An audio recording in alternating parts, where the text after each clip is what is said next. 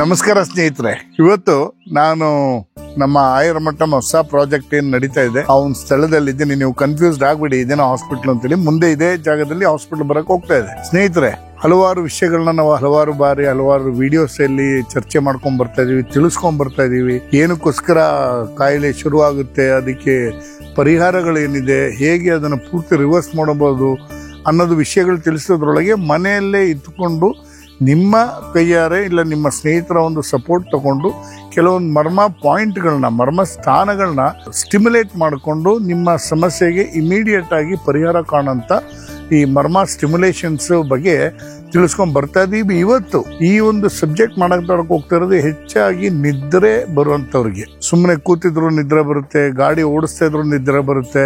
ಅದಕ್ಕೆ ಹಲವಾರು ಕಾರಣಗಳಿದೆ ನಿದ್ರೆ ಬರೋದಕ್ಕೆ. ಬೆಳಿಗ್ಗೆ ಟೈಮಲ್ಲಿ, ರಾತ್ರಿ ಬಿಟ್ಟು ಬೆಳಿಗ್ಗೆ ಟೈಮಲ್ಲಿ ಈ ತೂಗುಡಿಸುವಂತ ಒಂದು ಸಮಸ್ಯೆ ಬರೋದಕ್ಕೆ ಹಲವಾರು ಕಾರಣಗಳಿದೆ. ಅದು ನ್ಯೂರೋ ಡಿಸಾರ್ಡರ್ ಇಂದ ಆಗ್ಬೋದು, ಡಯಾಬಿಟೀಸ್ ಜಾಸ್ತಿ ಆದಾಗಿಂದ ಆಗ್ಬೋದು, BP ಯಲ್ಲಿ ವೇರಿಯೇಷನ್ ಆದಾಗ ಆಗ್ಬೋದು, ಮತ್ತೆ ನಮ್ಮಲ್ಲಿ ಕೊಲೆಸ್ಟ್ರಾಲ್ ಅಲ್ಲಿ ಡಿಫ್ರೆನ್ಸ್ ಬಂದಾಗ, ನಿಮಗೆ ಟ್ರೈಗ್ಲಿಸರೈಡ್ಸ್ ಶೂಟ್ ಅಪ್ ಆದಾಗ, ಮತ್ತೆ ಮಕ್ಕಳಲ್ಲಿ, ನಾವು ವಿದ್ಯಾರ್ಥಿಗಳಲ್ಲಿ ರಾತ್ರಿ ಟೈಮಲ್ಲಿ ತುಂಬಾ ಜಾಸ್ತಿ ಓದಿ ಬೆಳಗ್ಗೆ ಕ್ಲಾಸಸ್ ಅಟೆಂಡ್ ಮಾಡುವಾಗ ಟೀಚಿಂಗ್ಸ್ ನಡೆಯೋ ಟೈಮಲ್ಲಿ ನಮಗೆ ತೂಗಿಸುವಂಥದ್ದು, ಈ ಥರ ಸಮಸ್ಯೆಗಳು ಬಂದಾಗ, ಮತ್ತು ಡ್ರೈವಿಂಗ್ ಮಾಡುವಾಗ ನಮಗೆ ತೂಗಿಸುವಂಥದ್ದು, ಮತ್ತು ಸೇಮ್ ಟೈಮಲ್ಲಿ ಓದೋ ಟೈಮಲ್ಲಿ ನಮಗೆ ತೂಗುಡಿಕೆ ಬರುವಂಥದ್ದು, ಕೆಲಸ ಮಾಡುವಾಗ ನಮಗೆ ತೂಗುಡಿಕೆ ಬರುವಂಥದ್ದು, ಈ ಥರ ಹಲವಾರು ಸಮಯ ಸಂದರ್ಭಗಳಲ್ಲಿ ನಮಗೆ ಅವಾಯ್ಡೇ ಮಾಡೋಕ್ಕಾಗಲ್ಲ. ಏನು ಮಾಡಿದ್ರು ಟೀ ಕುಡಿತೀವಿ, ಈ ಥರ ಕೆಪ್ಪಲ ಕೊಡ್ಕೋತೀವಿ, ತಲೆನ ಹೊಡ್ಕೋತೀವಿ, ತಲೆ ಹತ್ರ ಒದರ್ತೀವಿ.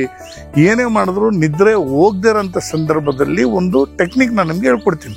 ಇಮಿಡಿಯೇಟ್ ಆಗಿ ನಮ್ಮ ಬಾಡಿನ ಹೇಗೆ ಕಂಟ್ರೋಲಿಗೆ ತಗೋಬೋದು, ನಮ್ಮ ಮೈಂಡನ್ನ ಹೇಗೆ ಕಂಟ್ರೋಲಿಗೆ ತಗೋಬೋದು, ಮತ್ತು ಕಾನ್ಸಂಟ್ರೇಷನ್ ಲೆವೆಲ್ನ ನಿದ್ರೆಯಿಂದ ಆಚೆ ಬಂದು ಹೇಗೆ ಜಾಸ್ತಿ ಮಾಡ್ಕೋಬೋದು ಅನ್ನೋದಕ್ಕೆ ಒಂದು ಸಣ್ಣವಾಗಿರೋ ಒಂದು ಟಿಪ್ಸ್ ಇದು ಬಹಳ ಈಸಿ, ತುಂಬ ಈಸಿಯಾಗಿರೋ ಟಿಪ್ಸು. ನೀವು ಕೂತಿರೋ ಕಡೆನೇ ನಿಮ್ಗೆ ಯಾರಿಗೂ ಬೇರೆ ಒಬ್ರಿಗೂ ಡಿಸ್ಟರ್ಬೆನ್ಸ್ ಆಗದಿರಂಗೆ, ನಿಮಗೂ ಡಿಸ್ಟರ್ಬೆನ್ಸ್ ಆಗದಿರಂಗೆ ನಿದ್ರೆಯಿಂದ ಆಚೆ ಬರ್ಬೋದು.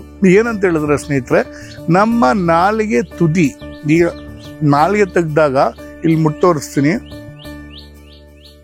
ಇಲ್ಲಿ ಕಾರಣಂತ ಈ ತುದಿನ ನಮ್ಮ ಎರಡು ಹಲ್ಲುಗಳಿಂದ ನಿಧಾನ ಪ್ರಮಾಣದಲ್ಲಿ ಕಚ್ಚಿಡಬೇಕು. ಕಚ್ಚಡಿ ಕೆಡಿದೀನಿ ಅಂತೇಳಿ ಜೋಳ ಕಚ್ಚಿದ್ರೆ ನಾಲಿಗೆ ಕಟ್ಟಾಗ್ಬಿಡುತ್ತೆ, ಇಲ್ಲ ನಾಲಿಗೆ ನೋವಾಗುತ್ತೆ. ನಾಲಿಗೆ ನೋವಾಗದೇ ಇರೋ ರೀತಿಯಲ್ಲಿ ನಮ್ಮ ಎರಡು ಹಲ್ಲುಗಳ ತುದಿಯಲ್ಲಿ ಅದನ್ನಿಟ್ಟು ಮೆದು ಪ್ರಮಾಣದಲ್ಲಿ ಕಚ್ಚಿಡ್ಕೋಬೇಕು. ಕಚ್ಚಿದ್ರೆ ನಿಧಾನವಾಗಿ ಅಮ್ಕಿಡ್ಕೋಬೇಕು. ಸ್ವಲ್ಪ ಪ್ರಮಾಣದಲ್ಲಿ ಅಮ್ಕಿಡ್ಕೊಂಡು 30 ಸಲ ಮನಸ್ಸಲ್ಲಿ ಕೌಂಟಿಂಗ್ ಮಾಡ್ಕೋಬೇಕು. 1, 2, 3 ಅಂತ 30 ಸಲ. ಈ ಕೌಂಟಿಂಗ್ ಮಾಡೋದ್ರ ಜೊತೆಗೇನೆ ನಮ್ಮ ಎರಡು ಮುಖ್ಯವಾದ ಮರ್ಮಸ್ಥಾನಗಳು, ನಮ್ಮ ಕಿವಿ ತೂತ್ ಮಾಡ್ತೀವಿ ನೋಡಿ, ನಮ್ಮ ಕಿವಿಗಳನ್ನ ಹೋಲ್ ಮಾಡಿ ಹಾಕ್ತೀವಲ್ಲ, ಅದು 2 ಮರ್ಮಸ್ಥಾನಗಳು. ನಮ್ಮ ಬ್ರೈನ್ ಫಂಕ್ಷನಿಂಗು, ನಮಗೆ ರಕ್ತ ಚಲನೆ ಎಲ್ಲ ಚೆನ್ನಾಗಿರಲಿ ಅಂತೇಳಿ ನಮ್ಮ ಹಿಂದೂ ಸಂಪ್ರದಾಯದಲ್ಲಿ ಚಿಕ್ಕ ವಯಸ್ಸಲ್ಲೇ 28 ದಿನಗಳು, 40 ದಿನಗಳು, 6 ತಿಂಗಳು, 1 ವರ್ಷ ಆದಮೇಲೆ ನಮಗೆ 2 ಕಿವಿಗಳಲ್ಲೂ ತೂತ್ ಮಾಡೋಂಥ ಒಂದು ಸಂಪ್ರದಾಯ ಇದೆ. ಸೊ ಈಗ ಮೊದಲನೇ ಪಾಯಿಂಟ್ ಹೇಳ್ದಂಗೆ ನಾಲಿಗೆನ ಈಗ ಕಚ್ಚಿಡ್ಕೋಬೇಕು. ಹಿಡ್ಕೊಂಡು ನಮ್ದು 2 ಕಿವಿ ಸ್ಥಾನಗಳು ಹೀಗೆ ಹಿಡಿಬೇಕು.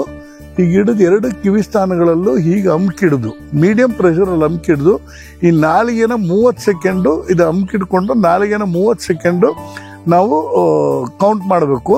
ಇದು ಜಾಸ್ತಿ ಪ್ರೆಸ್ ಮಾಡಕ್ಕೆ ಹೋಗ್ಬಿಡಿ, ಸುಮ್ಮನೆ ಇಟ್ಕೊಳ್ಳಿ.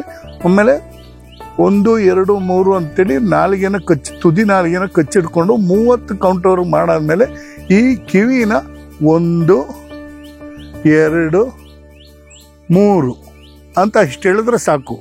30 ಕೌಂಟು ನಾಲಿಗೆಯಲ್ಲಿ ಮಾಡಾದ್ಮೇಲೆ 3 ಸತಿ ಎಳೆದು ಬಿಟ್ರೆ ನಿಮ್ಮ ನಿದ್ರೆ ತಕ್ಷಣ ಪರಿಹಾರ ಆಗುತ್ತೆ. ನೀವು ನಿದ್ರೆಯಿಂದ ಆಚೆ ಬಂದು ನಿಮ್ಮ ಕೆಲಸಗಳಿಗೆ ಗಮನ ಕೊಟ್ಟು ಓದೋದಾಗಿರಲಿ, ಡ್ರೈವಿಂಗ್ ಆಗಿರಲಿ, ಕೆಲಸವಾಗಿರಲಿ, ಎಲ್ಲದನ್ನು ಮಾಡ್ಕೊಳ್ಳೋಕ್ಕೆ ಬಹಳ ಉಪಕಾರಿ ಆಗುತ್ತೆ ಈ ಒಂದು ಮರ್ಮ ಸ್ಟಿಮ್ಯುಲೇಷನ್ನು. ಇದರಿಂದನೂ ನಿಮ್ಗೆ ಆಚೆ ಬರೋಕ್ಕಾಗ್ತಾ ಇಲ್ಲ ಅಂದ್ರೂ ನನಗೆ ಭಾಳ ಸುಸ್ತಾಗ್ತಾ ಇದೆ ಅಂತ ಏನೋ ಒಂದು ಸಮಸ್ಯೆ ನಿಮ್ಮ ಶರೀರದಲ್ಲಿ ಕಾಡ್ತಾ ಇರುತ್ತೆ, ನರನಾಡಿಗಳದ್ದು, ಇಲ್ಲ ಆಗಲೇ ಹೇಳ್ದಾಗಿ ಯಾವುದಾದ್ರು ಒಂದು ಸಮಸ್ಯೆ, ಅದು ಆ ಥರ ನಿಮ್ಗೆ ಕಮ್ಮಿ ಆಗಿಲ್ಲ ಅಂದರೆ ದಯಮಾಡಿ ನಮ್ಮ ಆಯುರ್ಮಠಂ ಆಯುರ್ವೇದ ಹೆಲ್ತ್ ವಿಲೇಜಿಗೆ ಬನ್ನಿ. ಆಯುರ್ಮಠಂ ಸಂಸ್ಥೆಗೆ ಬಂದು ನಿಮ್ಮ ಸಮಸ್ಯೆ ಏನು ಅಂತ, ಮೂಲ ಕಾರಣ ಏನು ಅಂತ ಪತ್ತೆ ಹಚ್ಚಿ ಅದಕ್ಕಿರೋ ಚಿಕಿತ್ಸೆ ಕೊಟ್ಟು ಸರಿ ಮಾಡುವಂಥ ವಿಶೇಷವಾಗಿರೋ ಒಂದು ಕಾರ್ಯಕ್ರಮನ ನಾವು ನಮ್ಮ ಆಯುರ್ಮಠಂ ನಡೆಸ್ಕೊಂಡು ಬರ್ತಾ ಇದ್ದೀವಿ. ಇದನ್ನು ನೀವು ಪ್ರಾಕ್ಟೀಸ್ ಮಾಡಿ ನೋಡಿ, ಬಹಳ ಚೆನ್ನಾಗಿ ನಿಮ್ಗೆ ಹೆಲ್ಪ್ ಆಗುತ್ತೆ.